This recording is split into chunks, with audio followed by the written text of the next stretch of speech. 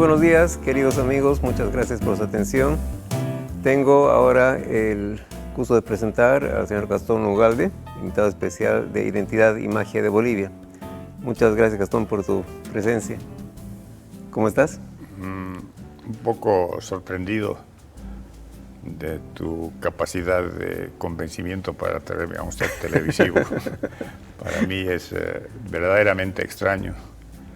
Y después de haber visto la introducción del programa, hubo un poco de emotividad pensando en Mariano Baptista Gumucio, que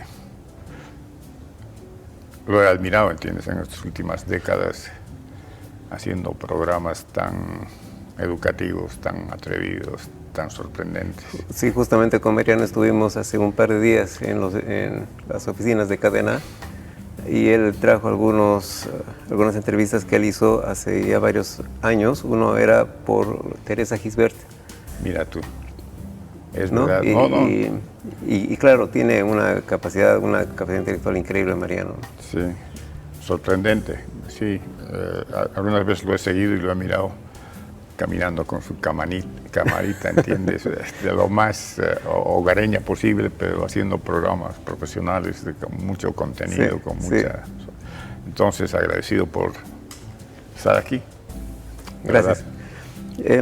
Quisiera que nos cuentes un poco de tu vida, dónde has nacido, cuándo, cómo es. Pucha. Es también interesante el haber vivido estos últimos 3 años, como todos los seres humanos, con estos fenómenos de la salud, del comportamiento y todo eso. Ajá. Y he estado pensando en lo que soy, ¿no? Gracias a que me dio el COVID 2 veces. 2 veces. 2 veces. La segunda vez me dio duro y me vinieron unas secuelas que llegué a la trombopulmonar. Casi fundo las vías, casi me voy, ¿no? He pensado mucho en mi juventud, en mi niñez, y nosotros verdaderamente hemos vivido en la calle. ¿Cómo así? Vivíamos en Sopocachi Alto, por Cristo Rey. Bueno, no había Cristo Rey entonces, sino eran unas pampas así desiertas, donde habían ciertas casuchas de campesinos que vivían en la zona, vacas, sembradíos. Entonces, solamente entrábamos a casa a almorzar 12 en punto y a cenar 6 en punto. Eso era sagrado. Y después vivíamos en la calle. ¿Cuántos hermanos eran? 5 hermanos. ¿Y tú eres el mayor? El mayor. Entonces, esa formación con otros niños del barrio, de origen aymara y otras familias que se estaban asentando en la zona, hemos tenido una juventud muy callejera, ¿no? Siempre haciendo deporte, siempre jugando, siendo muy creativos. Esa es una parte de la vida muy esencial en el por qué soy un artista. Porque éramos muy creativos. Había que ser creativos todos los santos días para poder disfrutar de la vida como niños, ¿no? Aparte de patear pelota o golpear piedras con palos de escoba. Pero eso te... O llevar esos... Eso te llevaba... Esos aros eso te llevaba a que tomes, ¿entiendes?, agua de la acequia, o comas cosas que no deberías, y te venían, pues, enfermedades graves. Me imagino. Que terminabas con quechaleras, disenterías, unas diarreas galopantes, la madre preocupada, ¿entiendes?, porque esas fiebres altas con las que vivías 2 días era una preocupación grande siempre en mi querida madre de curarte, pues, ¿no? De que sobrevivas. Porque muchos de los amigos se iban. ¿Tanto claro, así? No, y todavía siguen niños yéndose por enfermedades virales en el cuerpo.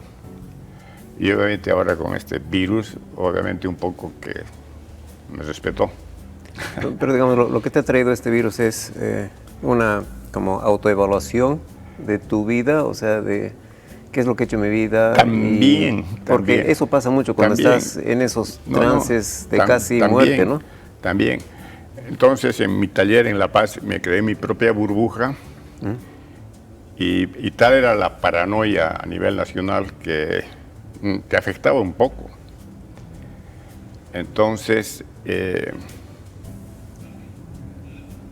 recurrí a las memorias genéticas de información y descubrí que había sabido hacer humintas, que había sabido, ¿me entiendes? Hervir el choclo, pelarlo, pelar papa, hacerme arroz. ¿Estás viviendo solo?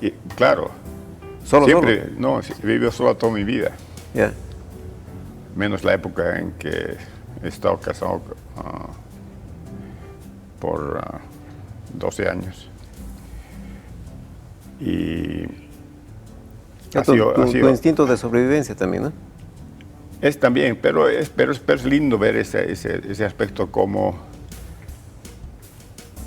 vivíamos en una forma, ¿entiendes?, muy maternal, Ya. matriarcal, ¿entiendes? Que Ya. tu madre te enseñaba a cocinar, ¿no? O sea, tenías que aprender a cocinar. Obviamente, ya cuando eres quinceañero ya te revelas un poco, ¿no? Que va a estar pelando papas o cocinando. Que mis hermanos menores, que después, se las arreglen ellos, digamos. Sí, después nunca más volví a cocinar en mi vida hasta hace 2 años. Claro. Y es lindo ver, entonces empecé a visitar los mercados, a comprar diferentes frutas, tubérculos. Los tubérculos son una maravilla en Bolivia, las frutas también, los vegetales. Y el hecho solamente de ir a comprarlos era pues algo muy lindo para mí también, porque la costumbre en mis años tempranos, ¿no?, eran ir los sábados en la tarde, ir a comprar con papá y mamá al mercado Rodríguez, todo por arrobas. ¿No? Comprabas una arroba de papa, una arroba de azúcar, una arroba de harina, ¿entiendes? 100 naranjas, 100 mandarinas, 100 plátanos, y los tenías que cargar hasta la casa. Y, sí, me acuerdo de eso. Teníamos gallinero, teníamos que... Era pues emocionante levantarse en las mañanas y recoger los huevos para el desayuno, sacrificarlas a las gallinas. Es lindo, o sea, son lindas esas menores porque les tienes que torcer el cuello y después haces servir agua en una olla grande y las metes para desplumarlas, ¿no? Y después ya, ¿entiendes?, ahí sale la sopa de pollo, el ají del segundo, después el ají de menudencia, así. ¿La parte creativa también la has aplicado en la cocina, entonces? Claro, tenías que ser muy creativo para ayudar a la mamá también, ¿no? Pero digamos en esta última etapa. Claro, mucho. Y hacíamos nuestro propio pan, también los sábados. Los viernes en la noche amasábamos la harina entre todos los hermanos, porque ahora es una parte del juego también, ¿no? El hecho físico de amasar y después cortarlas por pedazos, ponerlas. Es hasta divertido porque haces figuras, no, divertidísimo. Pones tus muñecos al horno y le pones cositas. Entonces, después al día siguiente, después de que la masa madre madura, tú con lo que hacías, ibas al horno que alquilabas en San Pedro y horneabas tú horneabas, pues, que las palas eran mucho más grandes, unas palas de madera gigantes, donde levantabas las planchas, o sea, las planchas de acero donde ponías el pan para meter asado, de ahí sacarlas, el olor al pan, después ir a la casa a comer. No, es verdaderamente, esas memorias me vinieron con el COVID, entonces me hicieron pensar mucho sobre esa vida. Como que te hicieron valorizar más, ¿no? Toda esa etapa. Porque claro, un poco con el tiempo, como que vas olvidándote, sí, ¿no? Y es lindo porque todos los amigos de esa época, de diferentes estratos sociales, que lastimosamente existían, seguimos siendo amigos, ¿no? Y obviamente, este último año he hecho un esfuerzo para verlos más a menudo, ¿no? Ir a comer algo, ir a hablar, a tomar. Es muy linda la vida, pues. Sí, porque además en la época del COVID no sabías quién más iba a morir, o sea, quién iba a sobrevivir. Y puede ser que vayan amigos que obviamente son irreemplazables, ¿no? Totalmente. Eso me ha pasado a mí también. Totalmente, totalmente. Sí, sí. ¿Qué edad tienes tú? 77 años. Ya. Sí. Que estamos hablando de la época de los 50, ¿no? Más o menos. De los 50, estamos hablando de los 50, sí. Y entonces, esa formación, no callejera, pero de campo, de barrio, ¿no? Ya. Siempre me hicieron un poco, ser un poco más rebelde y más... No veo la relación entre eso y ser rebelde. No, rebelde en el sentido en que no me gustaba, ¿entiendes?, el colegio. Lo formal, quieres decir. Claro, entonces te rebelabas contra la educación, ¿no? Yeah. Claro, entonces me decían, Gastón, por favor, el profesor, por favor, no vengas a clases, pero tenemos que dar la buena nota. ¿Sí? Claro, entonces me iba al cine, pues. De ahí viene también una formación que tengo de cinófilo muy importante de los años 50, de los 60, que en La Paz se veía muy buen cine se veía. Cine italiano, cine francés, cine alemán. ¿Qué películas o qué directores te acuerdas? No, pues todos los grandes. Hay un montón, pero ¿cuáles son? Claro, Truffaut era uno de mis favoritos. Bergman, Ingmar Bergman. Sí. Ingmar Bergman también. Y obviamente también sus dramas, eran duros. Sí, muy buenos. Son duros. Y obviamente no podías ignorar la cultura mexicana. Hemos sido invadidos mucho por la cultura mexicana en esas décadas. Sí. Bien fuerte, tanto con la literatura, los cómics. Los cómics, si no teníamos Memín Pingüín, no pertenecíamos a la cultura, ¿entiendes? O ver las telenovelas famosas mexicanas que veíamos con mi madre, con Libertad Lamarque y Sara García, Pedro Infante, o sea, todos los charros. Claro. Entonces, si analizas la cultura boliviana un poco, tiene mucha influencia de la cultura mexicana. Creo que en Bolivia hay más charros mexicanos que en México. Los argentinos también han tenido muchísima influencia, ¿no? También han tenido, claro. Claro, a la Argentina era... nuestra referencia es ir a Buenos Aires, a la Argentina era, pucha, es como ir a París, claro, ¿no? Claro. O sea, era nuestro París. Y verdaderamente cuando ibas a la Argentina sentías que estabas en una sociedad culturalmente muy avanzada, muy desarrollada en todas las disciplinas del arte, del urbanismo, de la gastronomía. Dime y ahora es una pena que... Tú llegaste a hacer bachiller, por lo menos. Te revelaste, pero no tanto. ¿O sí? ¿Cómo ha sido bueno, eso? tú sabes, tu madre te hace salir bachiller a la fuerza. Es lindo que solamente hable de mi madre, ¿eh? Vivimos en una ciudad bien matriarcal, los bolivianos. O sea, ¿lograste salir bachiller? ¿O lograron que salgas bachiller? Lograron que salga bachiller, Así es. sí. ¿En qué año fue eso?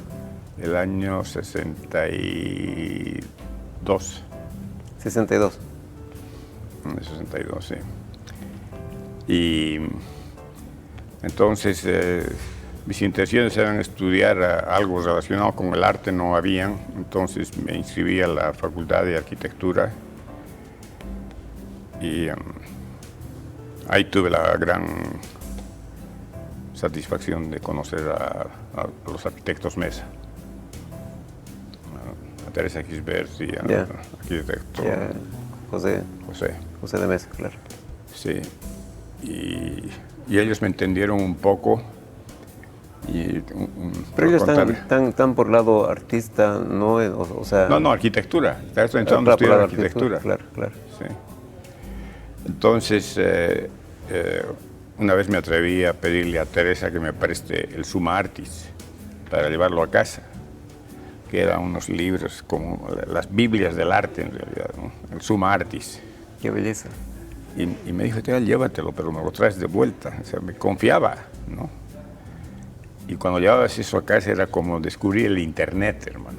O sea, veías eso, pero eran unos libros con unas ilustraciones pero, oh Dios, eso me transformó mucho la manera de ver las civilizaciones, ¿no? ¿Qué es lo que más grecas, las romanas. Más te llamó la atención? ¿Las pinturas o las esculturas o las obras grandes de arquitectura? Porque es lo que tú estabas estudiando. Claro, porque no es tanto literatura, ¿no? Es más visual, ¿no? ¿Lo tuyo? Sí, pero en ese entonces siempre mucho me ha impresionado el uso de la piedra en todas las culturas. Es impresionante. Los grecos, los romanos, los egipcios. Esos esculturas, quiere decir. Toda la civilización, todo en base a la piedra.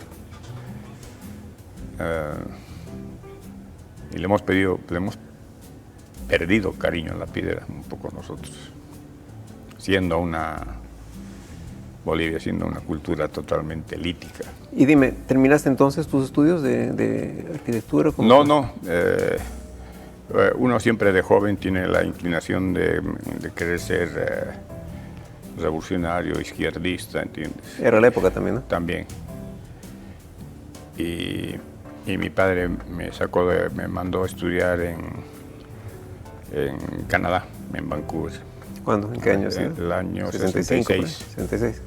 Justo, bueno, es que era la plena época, ¿no? Sí, y me mandó a la universidad más radical, a que me centre un poco en mi formación. Ya. Y quería que me inscribiera en una escuela de ciencias políticas y economía. Ciencias políticas y economía, nada que ver con lo que estabas estudiando antes. Pero tú lo aceptaste así nomás, sin chistar, ahí también me rebelé. Obvio. Ahí también me rebelé, sí. Y obviamente tampoco estudiaba.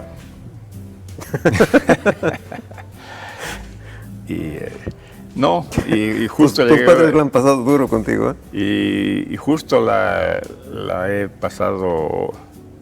Llegué a un momento donde la efervescencia de la revolución, del pensamiento, de la liberación, sí, del hipismo, ¿entiendes? Era en pleno apogeo, entonces terminé siendo un hippie y sigo siendo un hippie. Muchas palabras, muchas gentes al hippie lo ven así, de una forma muy degradada, ¿no? Pero no. Los hippies son los que han contribuido a lo que somos ahora, el Internet, el desarrollo, la comunicación, unos pensadores, unos genios. Entonces... Ahora vamos a hacer un pequeño break. En la segunda parte nos vas a contar toda esa etapa, que es una etapa súper creativa. Ya volvemos.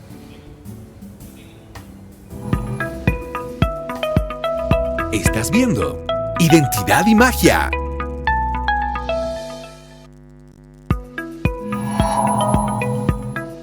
Continuamos con Identidad y Magia.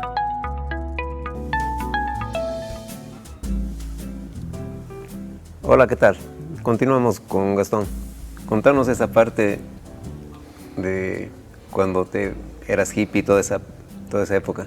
¿Cómo fue? Bueno, en la universidad que fui a estudiar, por suerte me encontré con catedráticos muy progresistas, muy jóvenes además, porque, sabes, viniendo de Bolivia, generalmente los catedráticos siempre son gente mayor, de mucho respeto, todos. Los licenciados. Claro. Sí. Pero tener catedráticos, ¿entiendes? Casi de tu edad, te sorprende. Y además te diriges a ellos por su nombre, no es el señor tal, sino es Claro. John o Peter o lo Sí, que sea. sí, entonces hay una comunicación mucho más directa y me llegué a ser amigos personales de ellos por el hecho, por la ventaja del Claro. ser boliviano. El ser boliviano me ha dado muchas ventajas en diferentes... ¿Por qué? ¿Porque eras como exótico o qué? Claro. Porque no había gente Claro, no, de Bolivia. Bolivia. Cuéntame de Bolivia, entonces. Claro. Y justamente te sientes a veces muy ignorante de poder hablar con conocimiento, ¿entiendes? Lo que es la Bolivia, la sociedad boliviana. Ah. ¿En qué parte de Canadá estabas? Vancouver. Ya. Y bueno, entonces pasé todas las experiencias de ser más rebelde todavía, dejarte crecer el pelo, querer tratar de... En realidad lo que los hippies en ese momento estábamos tratando de hacer era ser originarios. Más como concepto. Más como concepto. No, y claro. como vida misma, o sea, ¿entiendes? Usar tus propias ropas, ¿entiendes? En lo que es simpleza, en lo que es simpleza quiere decir. Claro, hasta he aguantado 2 semanas de andar sin zapatos, por ejemplo. En verano. No, en verano, claro, me tocó medio verano, invierno, pero no aguantas, pues. No aguantas. No, en verano, Hasta ahora tengo los pies delicados. Por eso. Claro. No Ya. puedes, es bien difícil. Es bien difícil ser... A tratar de vivir de la naturaleza solamente, quieres decir. Claro. Básicamente. No, ser campesino, pues, o sea, porque, o sea, no ser indio, sino ser campesino. Claro. Esa es un poco la filosofía del hippismo, ¿entiendes? Y terminé viviendo en comunas de hippies al norte de Vancouver, en los valles de los Kootenays, donde justamente con 2 de mis catedráticos compramos 120 hectáreas y tratamos de construir nuestras propias viviendas y ahí vivimos como 3 años, Qué belleza. sí, siendo totalmente autosuficientes, Y aislados. aislados de la civilización, sí. De la civilización que te ensucia tu forma de vida, digamos, ¿no? Que Claro. te ensucia de los... Claro, entonces, la pureza a la que querían llegar, básicamente, sí. ¿no? Y contra la violencia, la guerra, porque la mayor parte de la gente que vivían ahí en los alrededores de las comunidades eran ingenieros, científicos, o sea, científicos, músicos, artistas, Muchos americanos, literatos. Muchos americanos, me imagino, huyendo del draft, Claro, me imagino. claro, evitando la guerra de Vietnam. Claro. Los canadienses... Los Draft Dodgers. Los draft, exactamente, los draft dodgers, sí. Y fue linda esa época porque hubo la manera de vivir en comunidad. Y es lo que hacemos aquí siempre. Tú vas a las comunidades y siempre están festejando la vida, ¿no? Entonces la sociedad aymara, la sociedad quechua, por ejemplo, es muy festiva. Y el hippie era festivo también, sigue siendo festivo. Y, Como idea está bien, pero no es muy sostenible en el tiempo, ¿no? no, No sé, ¿cómo es? no creas, o sea, muchos de los hippies que se fueron a vivir a comunidades aisladas, siempre he pensado que tienen la ventaja de vivir en 3 estaciones. Por eso son más creativos que nosotros en todo. Nosotros solamente vivimos en una estación, o hace frío o hace calor, ¿no? Mientras que ellos en el invierno verdaderamente invernan. Entonces, me ha tocado invernar muchas veces. Entonces, no hace unos 4 o 5 meses no puedes salir de tu cabaña. Es horrible, Tienes ahí que en crear, Canadá es claro. horrible, o sea, Tienes que crear, durísimo. tienes que inventar, tienes que escribir, tienes que pintar, tienes que... Pucha, por eso esas sociedades son mucho más evolucionadas en el sentido del pensamiento, de la creación. Ahora, de alguna manera te das cuenta de por qué las ciudades tienen ciertas reglas de convivencia, ¿no? Para que no nos matemos unos a otros. Pero también en esas pequeñas comunidades, estando en esas cabañitas, también se crean reglas de convivencia, ¿no? Y no te puedes salir de esas reglas de convivencia porque estás perjudicando el resto. O sea, Sí, pero yo siempre he sido solitario, me construí mi propia cabaña. estabas en tu cabaña solitaria durante todo el invierno. O claro, sea, pero te comunicabas con los que estaban no, ya, alrededor. Claro, obviamente que claro. sí, pero wow. Y siempre me ha gustado ser un solitario. Soy un solitario.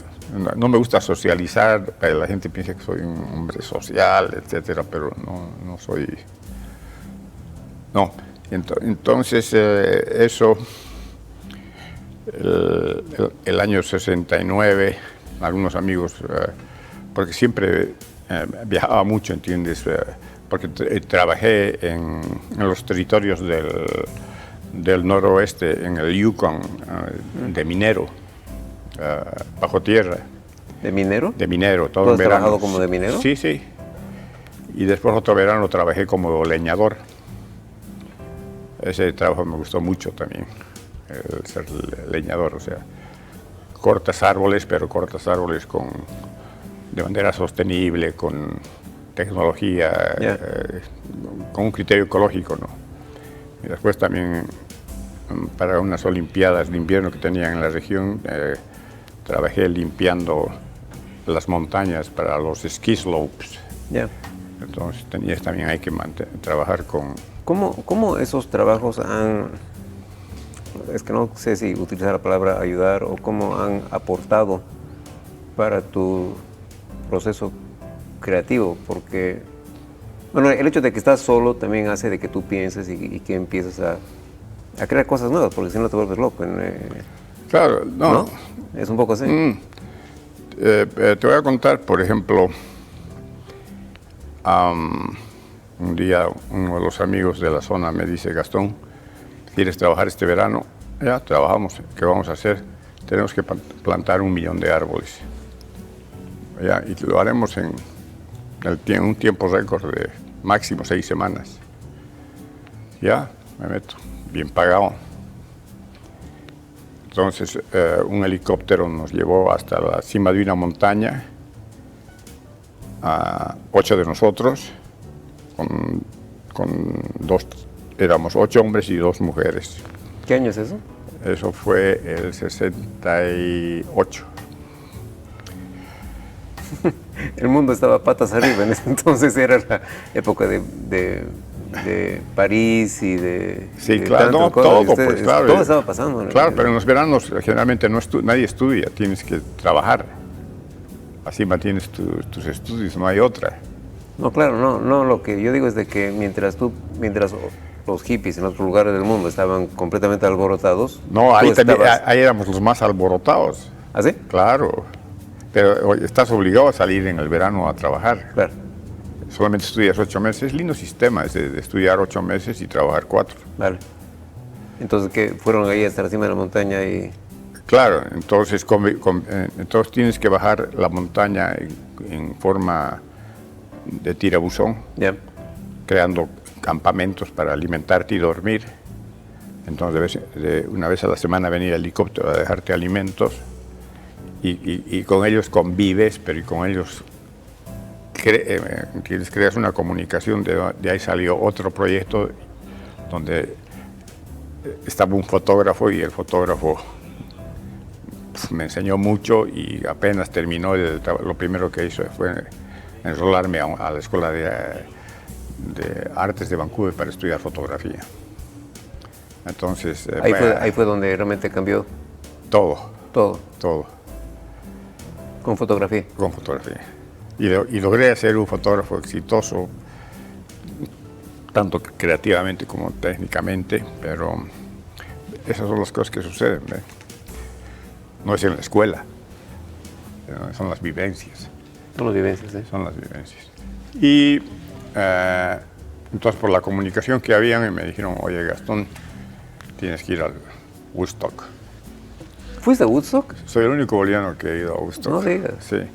Hice dedo desde Vancouver hasta Nueva York, que son más de 10,000 kilómetros, solo. Sí. Llegué 3 días antes, ayudé mucho con el montaje de los escenarios y relacionarme un poco con la gente que organizaba. Entonces, porque fue caótico, no caótico, fue una organización muy buena, pero nadie esperaba lo que tenía que ser. La cantidad de gente. Claro. Y como estaba yo ayudando... ¿Cuántos escenarios eran en Woodstock? ¿Era un escenario donde tocó Jimi Uno Hendrix solo. y todo? ¿Era uno solo? Uno solo.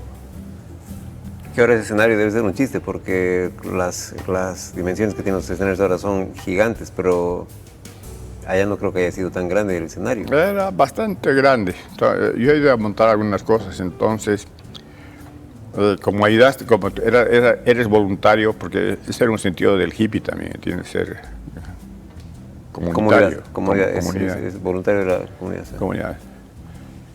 Y los organizadores, solamente por hacer ese trabajo, te daban de comer. Claro. Y entonces cuando empezó el Fantástico. concierto, entiendes, ver a la Janis Joplin o a Jimi Hendrix, entiendes, frente tuyo y observar un poco el concierto. ¿Cómo era la vibra ahí? Uf, muy linda, muy linda. Entonces miraba mucho a la gente porque había como 500,000 de personas ahí. Esperaban Entonces, 50,000, una cosa Sí. así, ¿no? Sí. Entonces, el segundo día, al día siguiente, decidí ir donde la gente. ¿Y dónde la gente? Ir donde la gente, para verlo con la gente. Fue divertido, a morir. Y cuando quise volver El escenario ya no pude nunca más. está completamente bloqueado por la gente. Por todo, imposible volver a entrar. Y eso no me dolió, pero me hubiera gustado ver a otros artistas más personalmente, una cosa así. Y de ahí... ¿Quiénes tocaron en esa segunda parte? Que tú no llegabas a ver de cerca. Vas a creer que no me acuerdo. No tengo ni idea. Yo ahora no me acuerdo bien los que han estado. Yo también. Seguramente, No, pero, seguramente algunos que van a ver esto van a decir, ¿cómo no se acuerdan que ha habido tales y tales personas? Bueno, ni modo, ahorita apenas no nos acordamos. me puedo acordar de mi propio nombre, ¿entiendes? Soy malo para los nombres. Pero Gastón, era Gastón, sí. eso también me marcó. Esas experiencias de compartir la vida con ese movimiento, ¿no? Esa vibra, esa cosa tan, no sé si decir, liviana, pesada, estrambólica, no sé cómo describir esa vibra. ¿La has sentido tú en otro lado del mundo? En los tantos viajes que has hecho. O sea, no creo que algo así como Woodstock se haya repetido, pero claro, el sentido de comunidad. No se la sentido mucho. Entonces,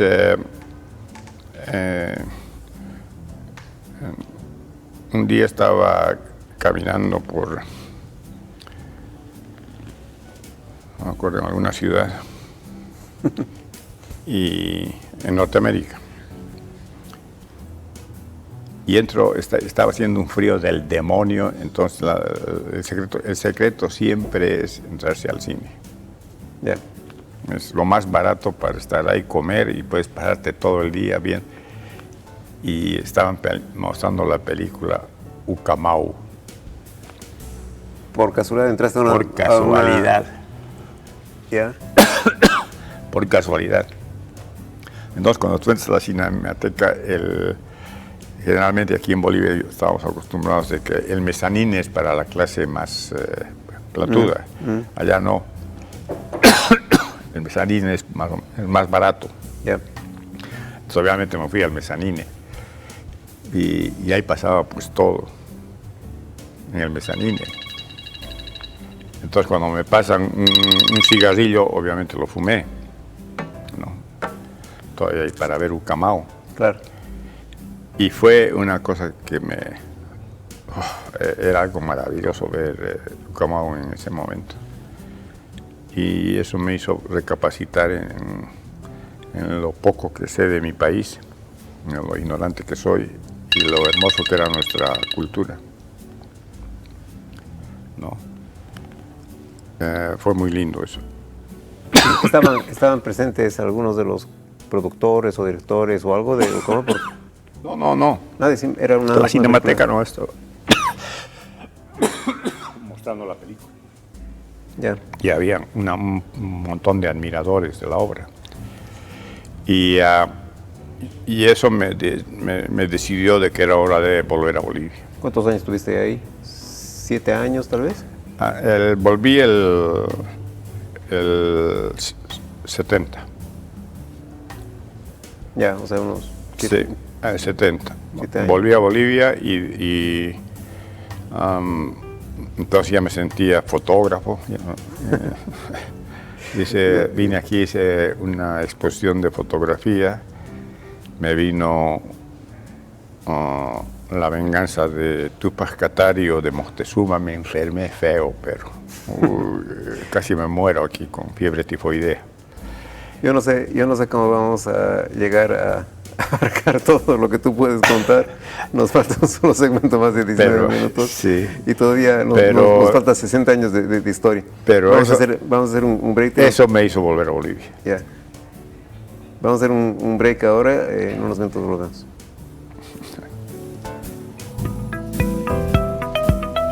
Estás viendo Identidad y Magia.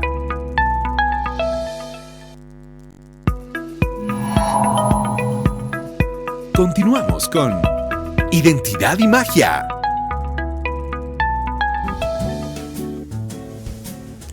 Bienvenidos de vuelta. Entonces, ¿volviste a Bolivia? Sí, volví a Bolivia y con un poco de dinero porque después de haber plantado 1 millón de árboles en la montaña, eso te iba a decir. tenía algo de plata. Y me dediqué a viajar por Bolivia, sí, pero intensamente por 3, 4 años. Caminé mucho. ¿Caminaste? Sí. O sea... He caminado mucho, he navegado mucho. Yeah. He andado en mula también. Siempre tratando de vivirla. Sí. ¿Qué era lo que estabas buscando? Simplemente la aventura nomás. Nada más. Sí, soy muy aventurero. La aventura, o sea, descubrir. No, está bien, pero digamos, hay veces que uno hace viajes y no te das cuenta de lo que estás buscando hasta que al final del viaje te das cuenta que has encontrado algo. A veces pasa. A veces pasa, sí. ¿Tú crees que algo, digamos, obviamente, aparte de la aventura que has debido ver N cosas y has obviamente cuando, por ejemplo, en las caminatas que he tenido, cuando he descubierto cascadas, por ejemplo. ¿Has descubierto cascadas? Claro, he descubierto cascadas. Obviamente no las he descubierto yo, pero no estaba yendo a buscar una cascada, sino de repente la cascada se te aparece nomás ahí maravillosa. ¿Caminando solo? Caminando solo muchas veces, o con amigos o con amigas alguna vez. Entonces, frente a esa maravilla tienes que quedarte a vivir un par de días, porque eres un hombre libre, ¿entiendes? No viajas con... Eso es lo lindo de ser hippie también, eres libre, ¿no? Porque el hippie siempre ha buscado la libertad, que es bien difícil de encontrarla también.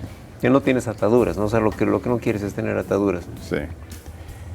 Y esas ataduras, no quieres tener ataduras, digamos, físicas, pero tampoco quieres tener muchas ataduras sentimentales, ¿no? Porque también te atan. Sí. ¿Es así más, no? Sí, eso sí. Y entonces el descubrir, por ejemplo, el agua es fascinante, el descubrir los ríos, las lagunas, las cascadas, entonces que siempre estás queriendo ir a encontrar más y más. Por ejemplo, solamente al ir hasta Caranavi hay unas 12 cascadas que son maravillosas. Son súper lindas. Y hay algunas que para llegar a la cascada tienes que...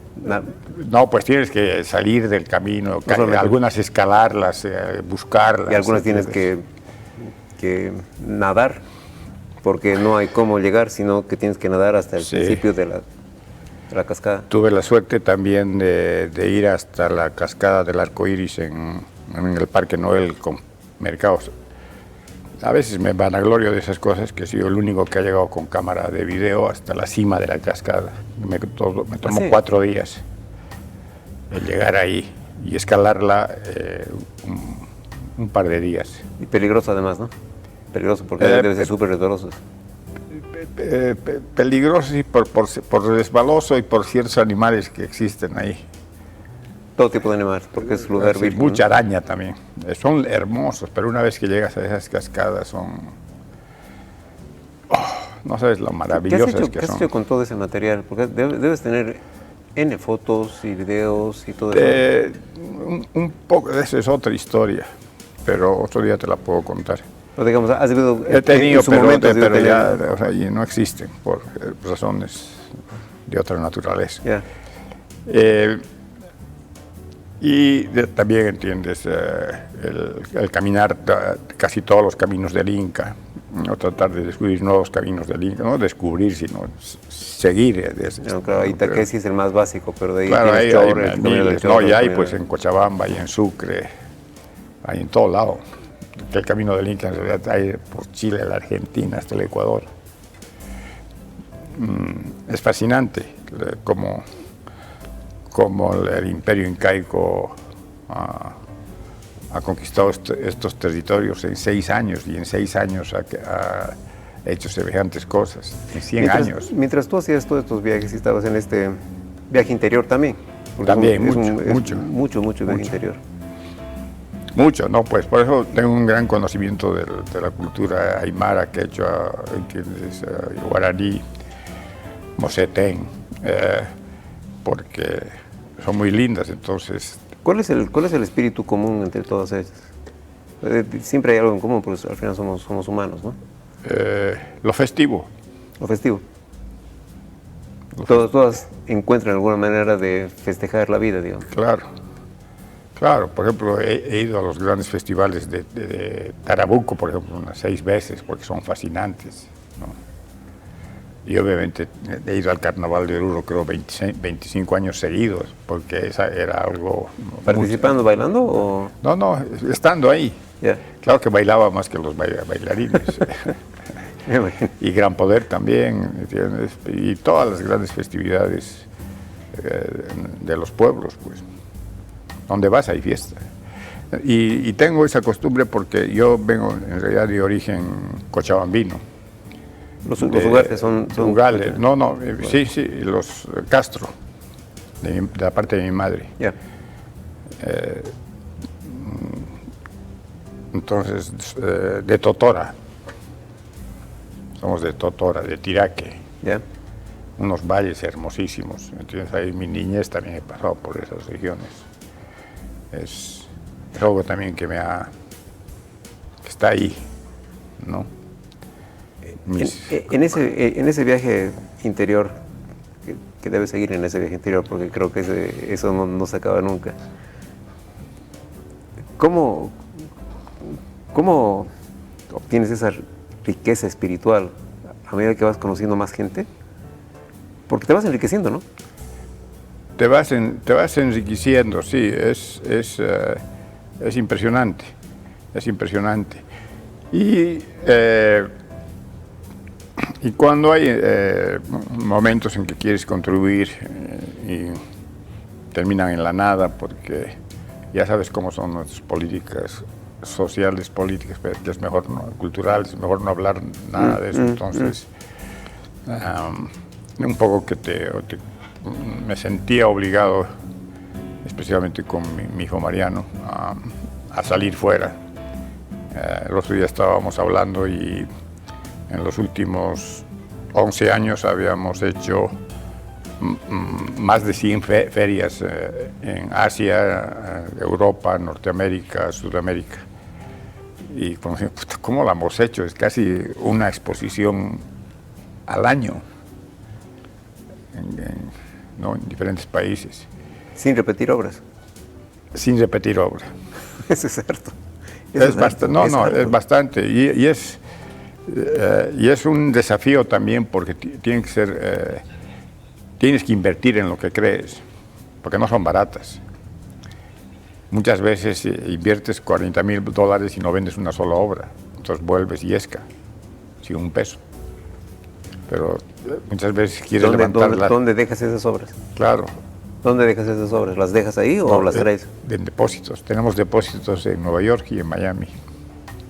O sea que, digamos, haces algo en Shanghái, digamos, si no te va bien o sobra algo. Se la manda a Miami generalmente, el depósito que tenemos ahí. Ya. Ahí tienes de todo lo que no has podido colocar, digamos. Claro. como artista. Sí, pero funciona, porque justo esta semana de los depósitos de Miami estamos mandando unas obras a París, que se exhiben en 2 semanas. En todos estos viajes, ¿qué es lo que has visto? ¿Qué es lo que has aprendido? ¿A qué gente has...? No, es que debe impresionante, es impresionante. Es que una vez que entras al mundo del arte y habitas el arte, Y habitas el arte, sobre todo. Eso es importante. Ese es bien importante. Y eso me ha sucedido recién, hace unos porque 4 o 5 años. Un día me despertó y ¿dónde estoy? Me da cuenta que estaba habitando el arte.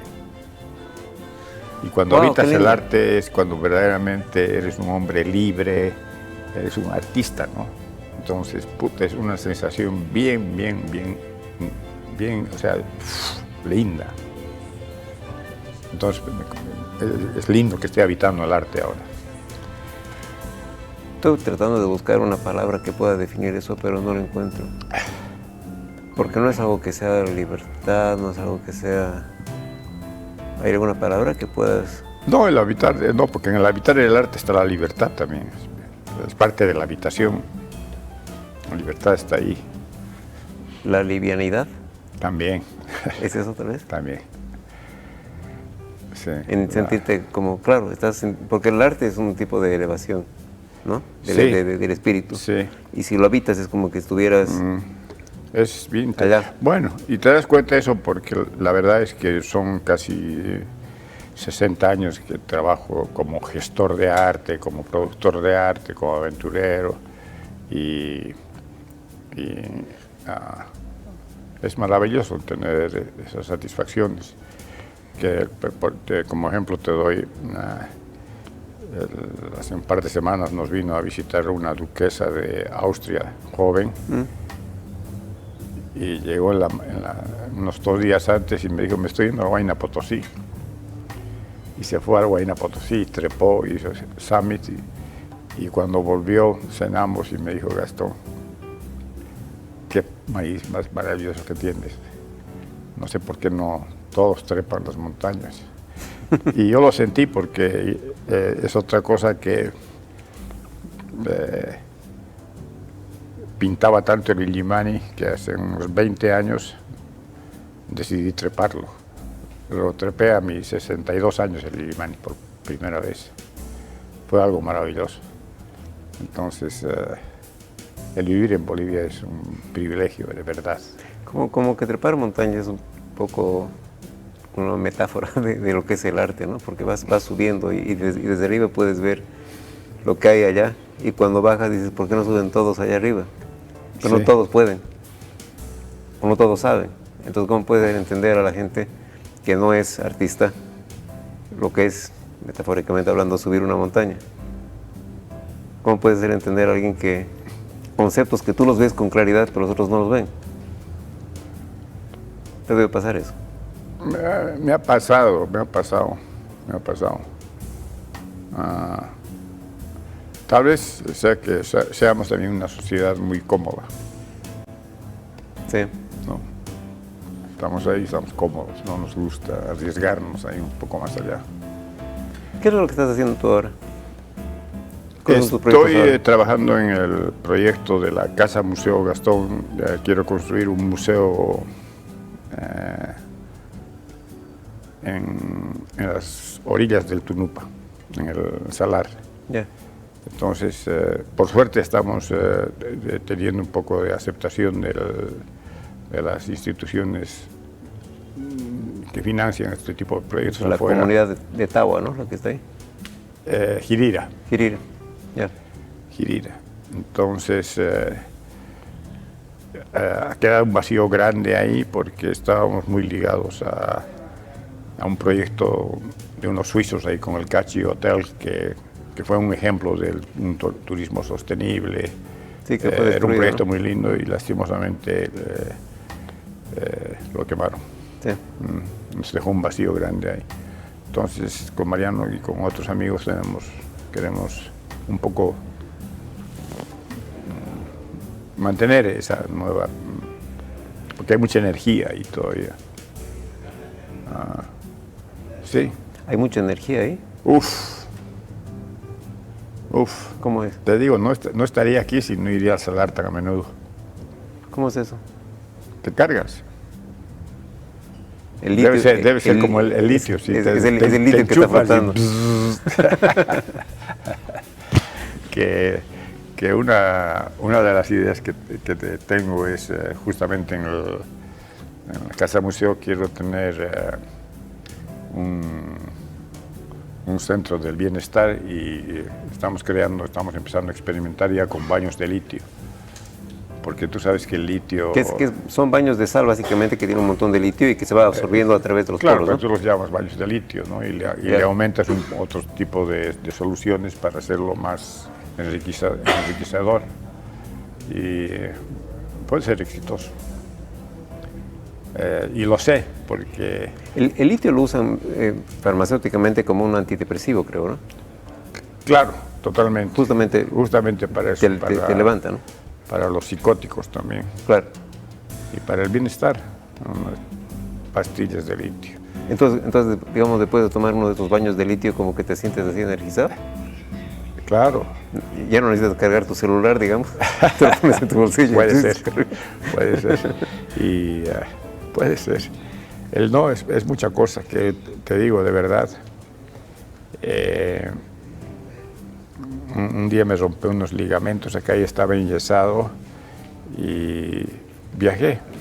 Y me saqué el yeso y lo puse en esas aguas termales de los Lipes y se me curó.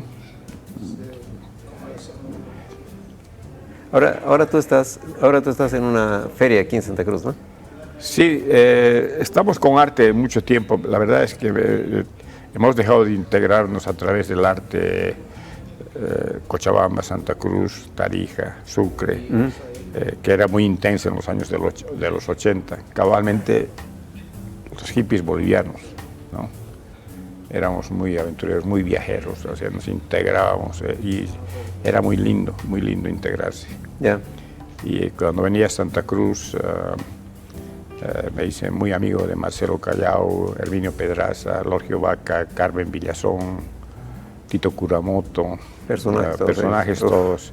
Y ellos siempre iban a La Paz a visitarnos, íbamos a Cochabamba, pero en las últimas décadas hemos dejado de hacerlo. Y el estar en Santa Cruz ahora es verdaderamente lindo. Lindo es...